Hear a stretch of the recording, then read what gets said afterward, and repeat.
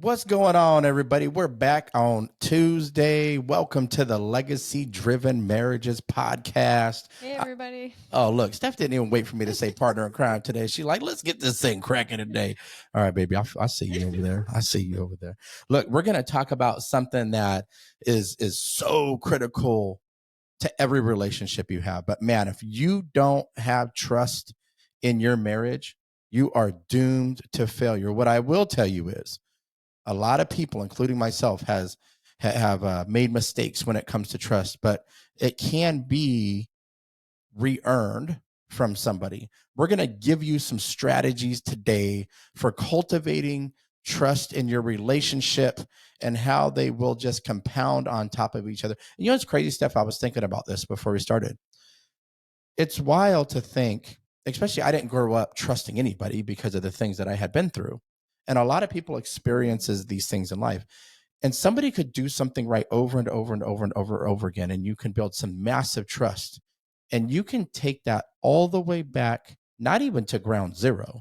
You can take that back into the negative with one poor decision, with one lie, with one time that you had a conversation with somebody of the opposite sex that you shouldn't have had just because it felt good, with one time that maybe you cheated on your spouse. Like, there's a whole range of trust and the dynamic and level of which you can lose it. And let me tell you what, it is 10 times harder to regain trust than it ever is to earn it. But what I can tell you is, when it is broken, you can go back.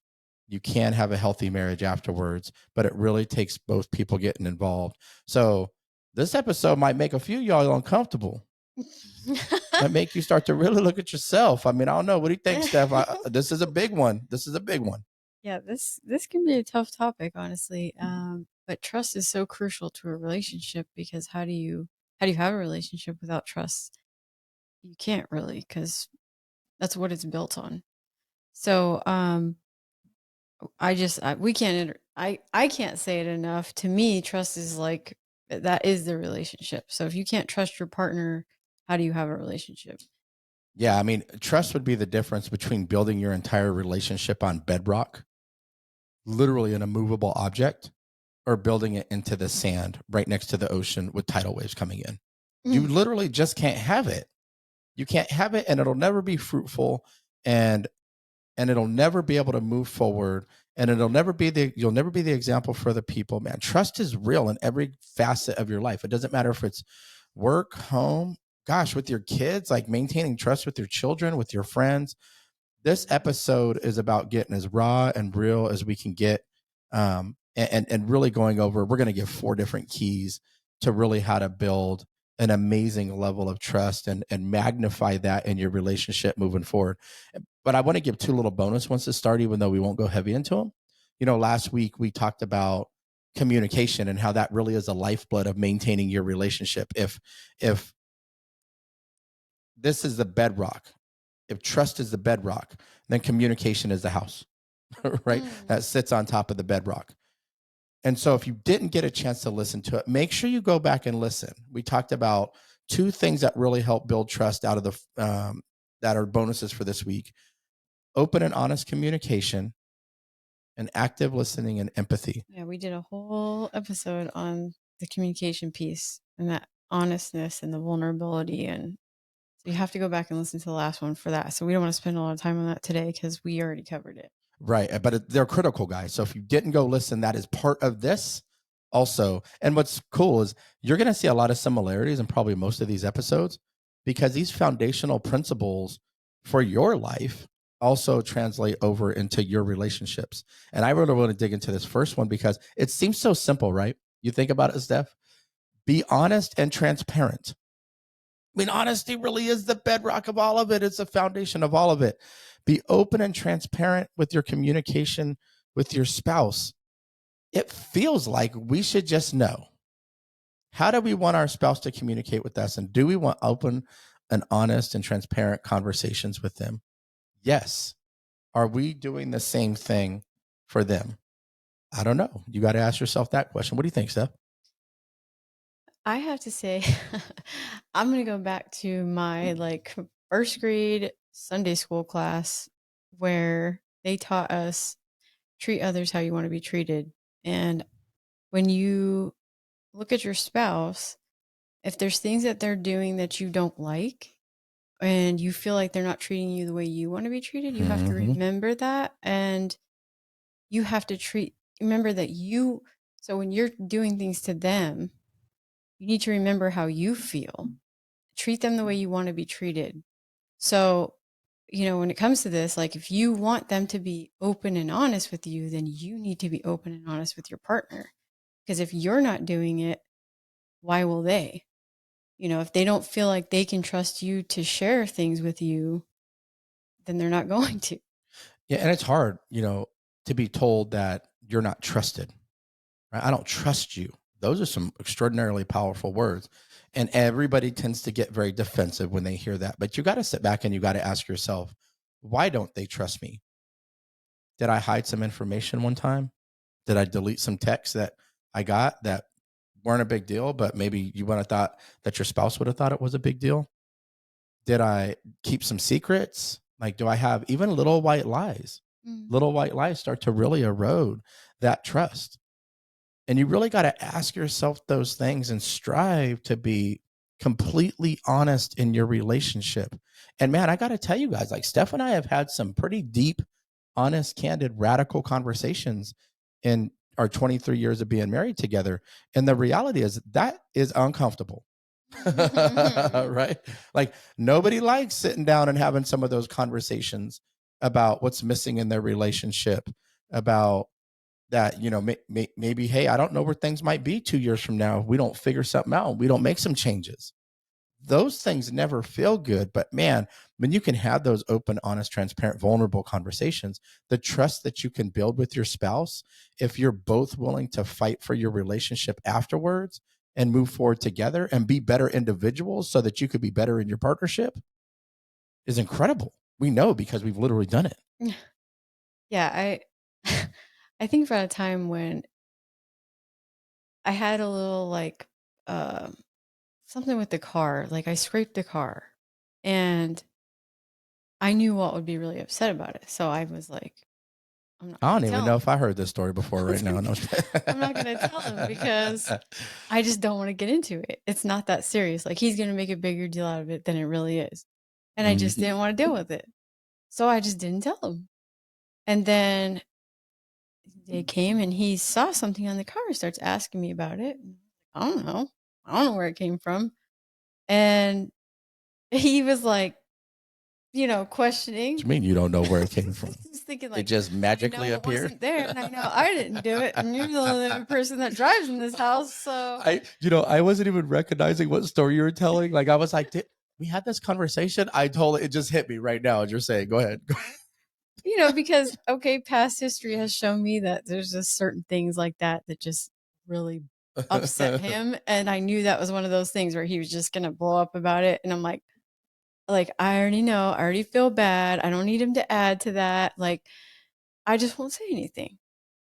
But then I ended up actually kind of having to lie about it because I didn't want to get into it. And it still ended up creating this argument. And then it was like, then he's like starting to think like, well, if you'll lie about that, what else would you lie about? Like, or have you been lying about other, you know what I mean? It starts this pattern of, just that little thing can make them like, oh, well, if you lie about that, then what else would you lie about? And uh, why are you lying about that? Was there something more serious behind it? Or, when really it could have been not, it really was nothing. It was just like a stupid mistake. But, you just feel like it might turn into something more than it really is. So you don't want to deal with it. And, but what you don't realize is that will erode your relationship if you do even those little white lies. And it's just the only example I can think of right now that is like, sometimes you think it's not a big deal, but it can be a much bigger deal than you really think it is. Well, and what do we teach our kids, right? We teach our kids all the time.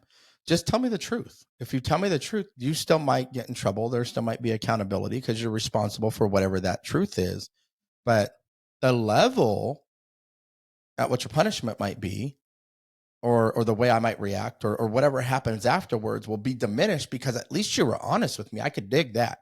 It reminds me, it totally, I don't know why this came to my head as you were telling that story. It reminds me of that movie with Jim Carrey, that Liar Liar movie. And do you remember in that movie, Jim Carrey, if you guys remember it, he was a lawyer. He's just straight up lying the whole entire time. Like he's lying to his kid, he's lying to his ex, he's lying to his girlfriend. God, he was lying to himself, lying in the courtroom, all of it, right? And one lie compounded to the next lie. And the level of the white lie that started turned into this giant life lie that was like drowning him in the moment. And so his son in the movie, his little boy, because Jim Carrey didn't show up to pick him up, even though he said that he would. The little boy wished that his dad couldn't lie. And the whole movie is about he can't lie anymore. This lawyer who built his career off of lying, who ruined relationships off of lying, who just that was part of his DNA, couldn't lie anymore.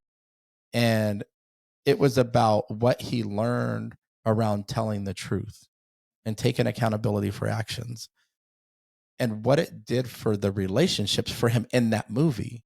But it really is just like what we're talking about, and he's pulling his hair out. I gotta lie, but I can't lie. And he's I gotta tell the truth on every single thing, but he's trying to lie. He just physically can't do it. And in the movie, and it's so much like life, he re-earns the trust of the people that he's hurt. They start to love and trust him again. The relationships get better. And he realizes the whole time that just being honest and transparent, even when it's uncomfortable, really creates the foundation that everything else in life will stand on. I mean, guys, like, man, look, man, your integrity is everything. That's what you got at the end of the day, your word. Well, I just think about so for me, like if you think about, and again, I'm going to speak from my perspective, from a woman's perspective. A lot of times men get upset about financial stuff because they stress over providing and for the family, and money is always a big thing for them. And so even for women, like you bought this pair of shoes and you knew like he'd probably be upset about it because they just don't want you spending money unnecessarily. And Well, let me jump in real quick because I think that's us, though, right? Like, and you're frugal like me. We're just frugal in different ways. But I grew up with nothing. I grew up without food. So to me, that security that money provides sometimes is super important. We also know people in relationships where the husband's a big spender and the wife isn't. It just happens to be in ours. Like, actually, we're both kind of spenders. But I think in your analogy, it's this piece of the puzzle, what you're going to go through is important. I just think it's important to also state that my reaction sometimes to money and how it's spent and needing to have so much in the bank really is a microcosm of my childhood. I hear a lot of women with the same issue. So that's why you get the good conversations. Me, I know that a lot of women feel this way, that they and Walt and I have had conversations on this because obviously financial stuff is a big piece of in your marriage also and can cause a lot of stress. But it just tends to be like we all, men and women, prioritize different things they want to spend their money on. So for women, we love to buy clothes and things that make, for us a lot of things revolve around looks, and we like, so we're more into like buying clothes and shoes and makeup and things and that kind of stuff to look good. Where men will prioritize a lot of times activities, golf.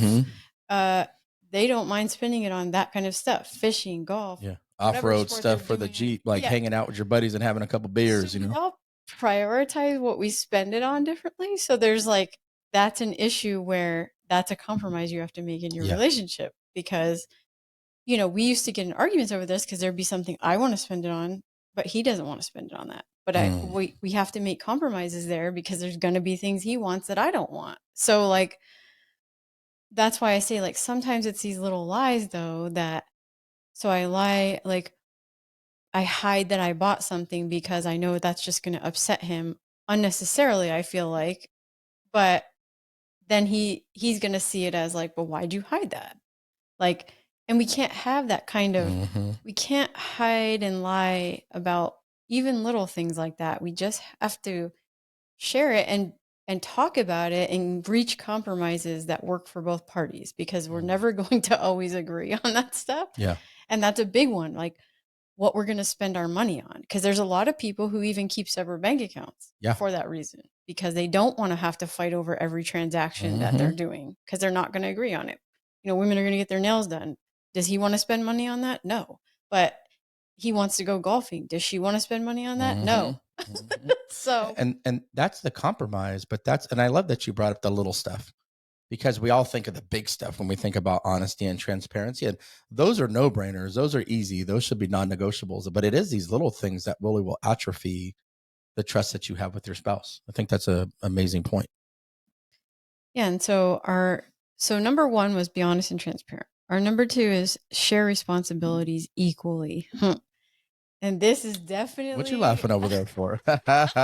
All the fellas are like, oh my gosh, turn the podcast off. This is definitely a huge source of contention in a lot of relationships. Yeah. Let me tell you, because women talk, and we all have this. I know men do too. This is probably going to go on for generations still, because it's very hard to balance all the tasks in your home. So, and we're in a place where, in society, where women now work, and a lot of homes are two working people, but it still feels like a lot of the home responsibilities tend to fall on the woman, and it doesn't feel balanced. And so the woman's sitting there going, I went to work too, just like you. So why am I still cooking dinner, doing the dishes, doing the laundry, cleaning? Like, I need help with this. I can't do it all. And this causes a lot of, resentment in the relationship. And so we know that if you find a way to share this more, that does create more trust in your relationship too. Because if you feel like it's an equal distribution, everyone's happier. Well, it's like, man, everybody wants to be on a team, right? Like, you go to work, if you're on a team, the synergy is different, the energy is different, the outcomes are different. Your home should really be the same way. And this goes for also like having your kids share some of the responsibilities around the house too. And the cool thing is Steph and I we have our defined roles. We always have. But especially as I left corporate America and I've kind of stepped into this new adventure that I've been doing the last couple of years, I'm just home more. I'm available more. So I help out a lot more. Well, that's the thing. Like, so we spent a lot of years where Walt worked and I stayed home. And so we had an agreement that I did say I would do the majority of the homework because he went to work and I didn't. So that was just our agreement, and it worked for us for a lot of years. Yeah. Now things have transitioned in this stage of our life, and he doesn't go off to work anymore. So we're having to like find a different balance. And it's still a struggle sometimes, because it's like when you're so used to something, trying to change that is difficult. But it's certain things like, let's say laundry, for instance. Steph has a certain way she folds. She has a certain way she does it. She actually don't even want me to touch the laundry. And I'm cool with that.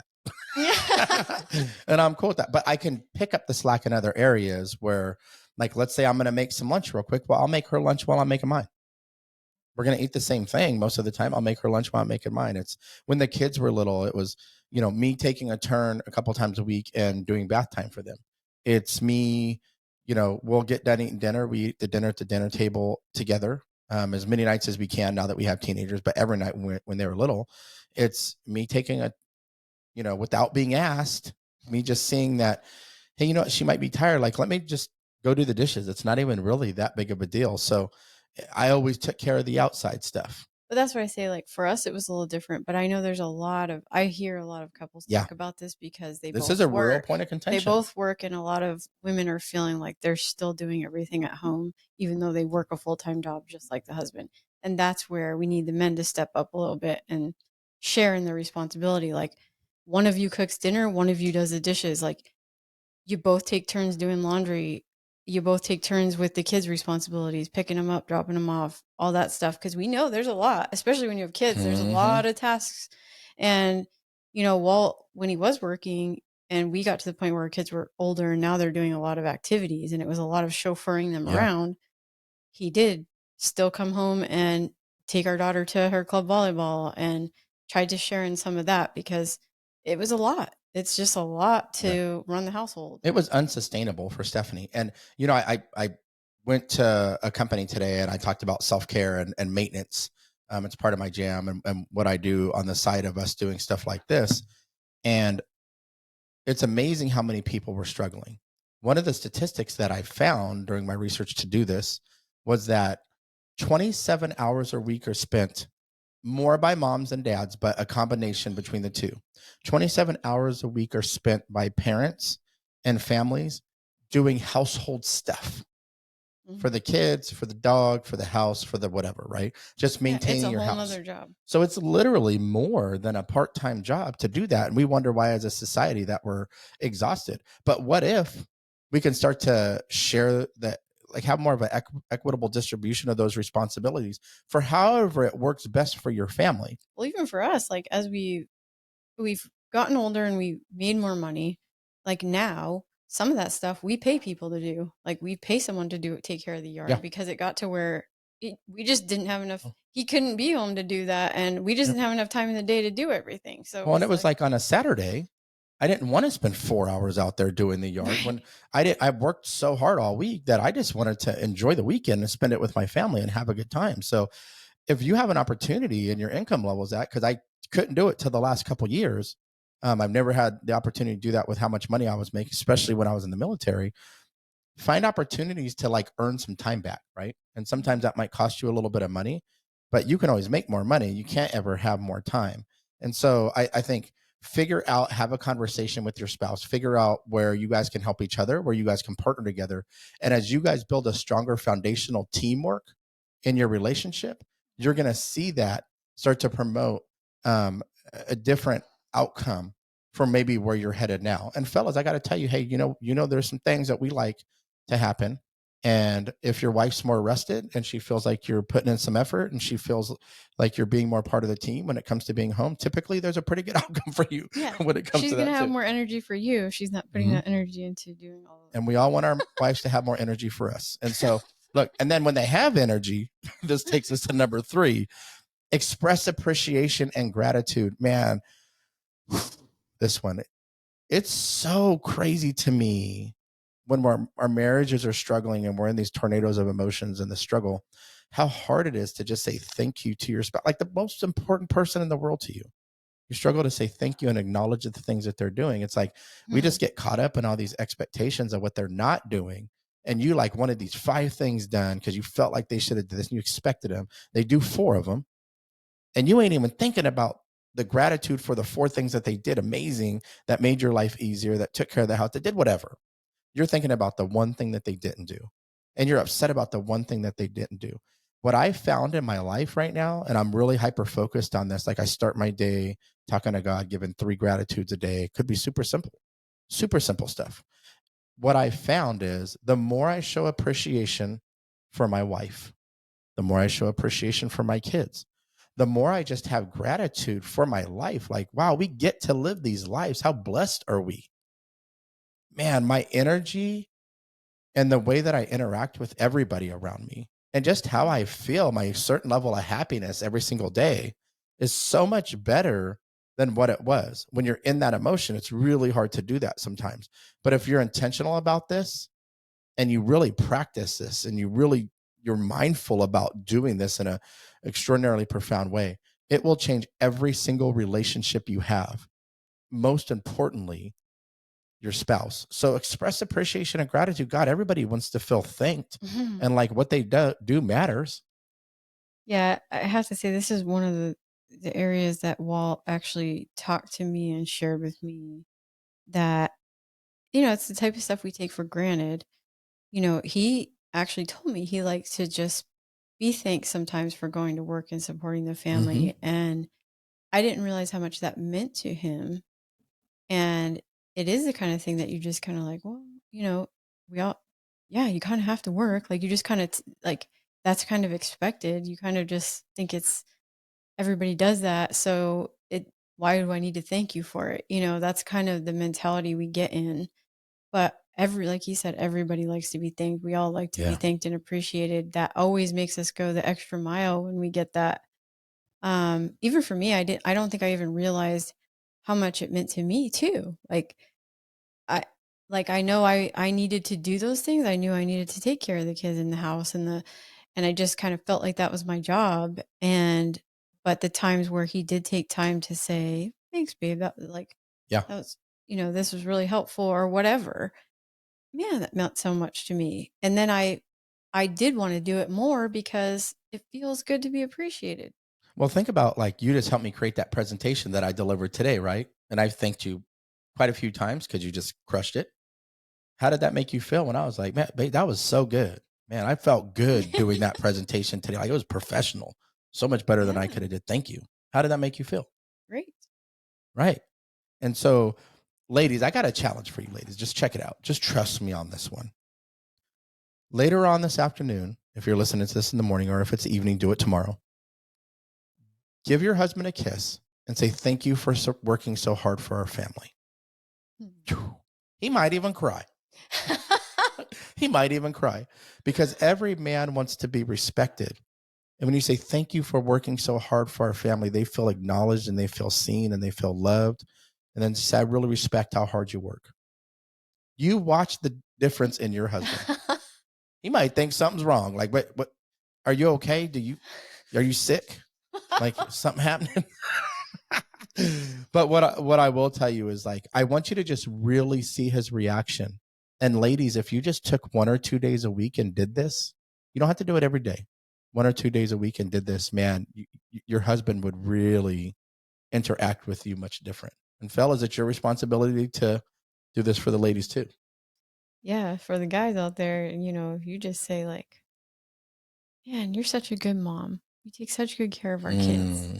Or, man, our home looks amazing because you do such an awesome job, or anything like Or that. God, thank you, babe, for working for our family so hard too.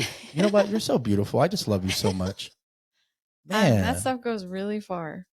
And we all know we mean it when we say it too. It's not like we don't mean it. We just let our ego and pride and hurt and resentment get in the way of that. So push all that crap to the side and get back to the things that allow us to really love each other in the way that we're meant to love each other. Okay, so we're going to go to number 4. Ooh, some of y'all are going to get real uncomfortable on this one. So stay in the pocket. Maintain boundaries with the outside world. This is huge with the trust because obviously your trust can be really compromised when the outside influences become a threat. And I'm going to go to social media with this one. This is big. Yeah. That's different than when we grew up, right? Yes. Yeah. We didn't have the same temptations and accessibility. Yeah. Yeah. That we do today with social media and the internet. And we have to set some really new boundaries now with how we communicate to the world about our relationship and those type of things. Like simple things, even as like your profile picture on your social media. If you're in a relationship, put a picture of you and your partner, not yourself by yourself, because then for your partner, that feels like you're showing the world like they're not important to you. And like, oh, it looks like we're not even in a relationship. It looks like you're single.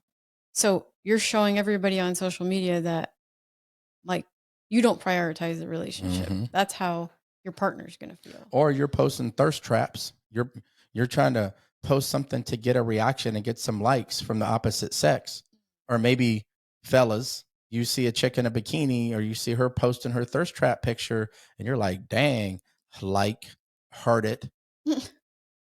Meanwhile, all you're doing is just eroding the trust because your partner might not see it right then. They're going to see it at some point.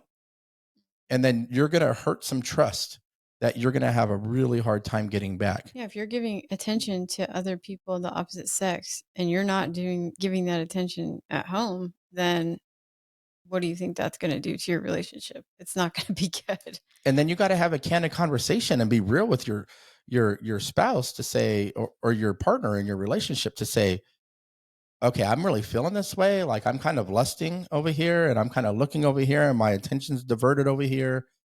I need to have a real conversation. They don't deserve this. I don't deserve this even. I deserve to have a relationship where I'm not allowing my eyes to be diverted to somebody else. And I love this person that I'm with. So let's figure out how we get back to that space where I ain't got no time for nothing like that. You got to be real with yourself in this one, you guys. I'm telling you. And by the way, Steph had to set some boundaries with me too, even in the last couple of years with social media, because as I talk about trauma I go and I speak, and of course people love it when you're done and they're giving you attention, and they might think you're the greatest thing since sliced bread. Well, I'm not. I'm not thinking anything but platonic things about somebody, but it doesn't mean that's not what they're thinking. So she said, "Hey, I feel uncomfortable if a woman's maybe struggling with her trauma and she's coming at you and she's always calling you, or she's always I am in you, or she's always whatever, like that makes me feel uncomfortable." And initially I was like, "Babe, seriously? Like I don't even that ain't even crossing my mind. Like I love you. Like our marriage is great. I'm not trying to ruin none of that." But what I had to realize, if I really sat and listened to her, if I actively listened to her and I really tried to understand where she was coming from, I did have to set some more boundaries. And so I did have to make those adjustments. Even though sometimes I felt like, okay, this seems a little bit extreme, and they know I'm married and they know this and they know that. So I did have to do some of that. And there's text strings that we have with people that we know that they might have met me at a conference, and we might have had a phone call where their spouse was there, my spouse was there, and now it's a four-way text between everybody. But it's creating that comfortability, especially with the person who may be supporting the person going outside the home, so that they feel comfortable. And especially because years ago I did break that trust. So that's always still lingering 12 years later. Let's just be real. So I have to be considerate to her emotions around those. And I really genuinely, guys, I had to check myself with this one because I wasn't thinking about it at all like that. But that doesn't mean somebody else wasn't. And if you allow yourself to be put in a compromising position, you just never know what might happen. And you don't want things to go in the direction of negativity. You want to keep that relationship with your spouse on a really positive way where they feel loved and they feel heard, and they know that you're not prioritizing a relationship with somebody else over them. Well, this is where I'm going to say again, treat others how you want to be treated. Because, I try to put it to my husband this way too, in that, like, so if I was go to lunch with a male by myself, like, how would you feel about that? Like, or I'm on a long phone conversation with someone of the opposite sex. I spend 2 hours talking to someone of the opposite sex. Like, how would you feel about it? If texting with someone of the opposite sex back and forth for a lot, I mean, you're going to start to think things because it's just the way it is. I mean, I just feel like if you have to think about these things, like it may seem like nothing to you when you're in that, like, that you're just a friend with this person and you feel that way, but you don't know that your spouse is going to feel it. It's just a respect thing for your spouse, like, or your partner, or whatever your relationship is. Um, I just feel like it's like he just said, you don't put yourself in those kind of situations. You don't put yourself in compromising situations because they can always be misconstrued.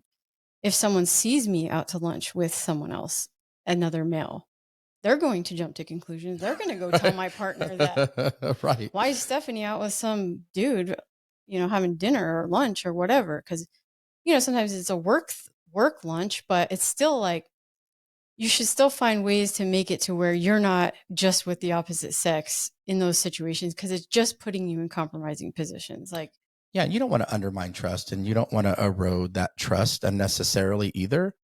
And so the biggest priority of my life is maintaining my relationship with my wife. She's number one for me. And and then our children, and keeping our family unit intact. Like I have created the family that I dreamt of having, that I never had growing up. Why would I compromise that or sacrifice that or put that at risk unnecessarily? because also, by the way, your children too, especially if you're a parent, your children are always watching and they see these things too. And so even your children may be like, well, why is mom talking to this guy, or why is dad talking to this woman so much? Or, they're going to notice these things too. And, it affects the whole family, not just even your Mm-hmm. partnership. It's just one of those things that this is an integrity issue. This is trust. All this stuff builds around that. And it doesn't mean that, hey, guys, look, like don't misconstrue what Stephanie's saying either. It doesn't mean you're not going to have a business lunch, or you're not going to have a phone call, or you're not. What we're talking about is patterns, and repeated patterns that will put you in a compromising position, whether or not you're ready to admit it right this second or not. And why would you risk everything that you have for nothing? It's just not worth it. And social media has transformed the accessibility to people, to porn, to things that we shouldn't have in our lives like no other time in our history. So we got to be extra transparent about that, extra honest about it. And we really got to see where our partner is coming from and then make sure that we're having those radical conversations so that we keep a very healthy marriage moving forward. And so, look, guys, building trust hard, man. Building trust is hard. It takes effort. It takes consistency. It's challenging. You're going to make mistakes. You're going to need to be forgiven. You're going to do really well for a while, and then you're not going to follow through on something that you said you would, and it's going to erode a little bit of trust, and then you got to earn that back. It truly is an ebb and flow. But if our heart, if our soul, if our passion stays on our spouse and creating the best relationship possible and doing everything we can to keep that trust in its strongest position and keep that trust as a foundation of our marriage and our relationships, we're going to be okay. We're going to be okay. So I want you to really hone in and on these 4 things. And I want you to go back and I want you to really listen to last week's episode and listen to us talk about open and honest communication, active listening, and empathy, because those are pretty critical components of this too. And so look, guys, stay in the arena, keep fighting for your marriage, keep fighting for yourself, keep fighting for your spouse, keep fighting for your family. The legacy you are going to create will ripple through generations. So let's continue to step into our winning season of our relationships and leave this world a little bit better than you found it. woo, see you next Tuesday.